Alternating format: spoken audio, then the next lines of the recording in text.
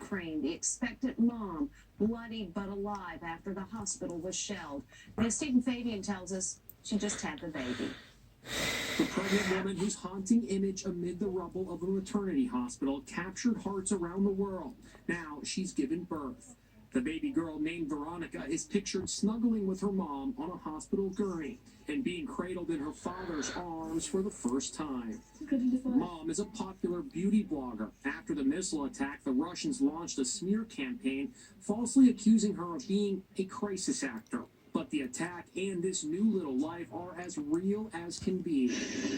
Meanwhile, there are growing fears that the Russian invaders might use chemical weapons. Ukrainian officials say they captured gas masks and other equipment used in biochemical warfare.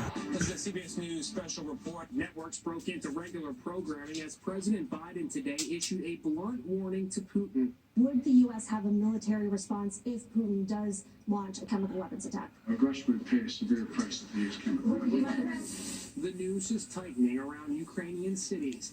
Indiscriminate shelling has reduced whole neighborhoods to rubble. He's trying to level these cities, but again, that's working against him because I think it's actually making the resistance of the Ukrainian people a little bit more stiff.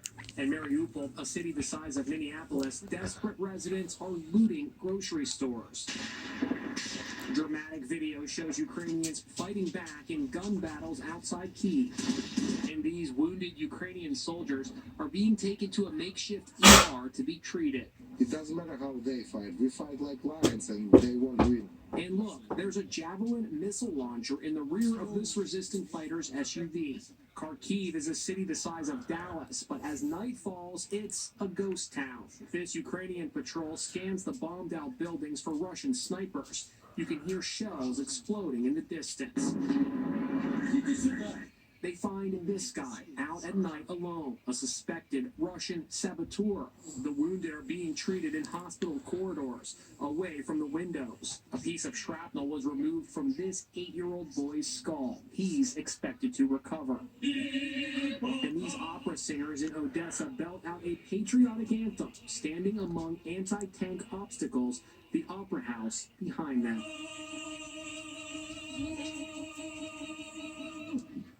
There's no question, Russia is not just indiscriminately firing missiles. It seems to be deliberately targeting civilian installations, the Children's and Maternity Hospital, an asylum for the disabled, and this, St. George Church, now reduced to ash. Les Trent reports. A cherished church up in flames, set on fire by Russian invaders as they advance on Kyiv. The Church of St. George stood proudly for 150 years, surviving World War I and the Nazis, but not the Russians. One local resident called the Russians bloodthirsty. Everything that is left alive in me now burns. The mass exodus of refugees on crowded train platforms is resurrecting painful memories of the Second World War in Europe. The images are strikingly similar. Ukrainians fleeing for their lives in the snow across a bombed-out bridge. An evacuation so similar to this one from 1940. Civilians seeking shelter underground in Kyiv's subway system, just like London during the Blitz. Images of little ones caught up in the conflict are always the toughest to bear. These children are lined up in a bomb shelter, just like the innocents in Britain 80 years ago.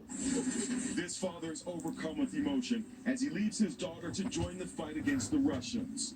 Like so many European children in 1940, a sad farewell, not knowing if they would ever see each other again. The history the world vowed would never be repeated apparently is.